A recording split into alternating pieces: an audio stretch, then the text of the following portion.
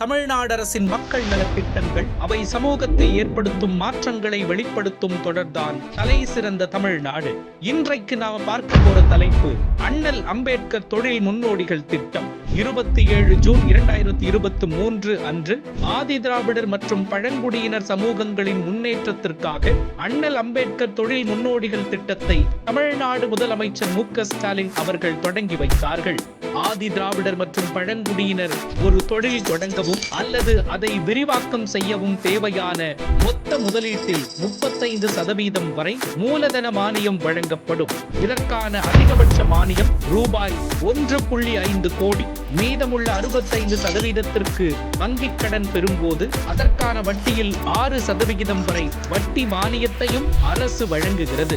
இயந்திர கடனுக்கு 10 ஆண்டுகள் வரை, நடைமுறை மூலதனத்திற்கு 2 ஆண்டுகள் வரை வட்டி மானியம் வழங்கப்படுகிறது. 18 முதல் 55 வயது வரை உள்ளவர்கள் மற்றும் முழுமையாக ஆதி திராவிடர் மற்றும் பழங்குடியினர் உடைமையிலான நிறுவனங்கள் இந்த திட்டத்திற்கு விண்ணப்பிக்கலாம். இத்திட்டத்தில் நிலம், கட்டிடம், எந்திரங்கள், கருவிகள், கணினிகள், நடைமுறை மூலதனம் உள்ளிட்ட செலவுகள் அனைத்தும் சேர்க்கப்படும். தேர்வு செய்யப்பட்ட பயனாளர்கள் அனைவருக்கும் தொழில் முனைவோர் பயிற்சி வழங்கப்படும். குறுகிய காலத்திலேயே 2136 ஆதி திராவிடர் மற்றும் பழங்குடியினர் பயனாளர்களுக்கு வங்கிக் கடன்கள் வழங்கப்பட்டுள்ளன. மேலும் 1303 தொழில் முனைவோருக்கு ரூபாய் 159.76 கோடி மானியம் வழங்கப்பட்டுள்ளது. இதில் 288 பெண்மணி தொழில் முனைவோர் மற்றும் ரூபாய் 33.09 கோடி பெற்றிருப்பது குறிப்பிடத்தக்கது.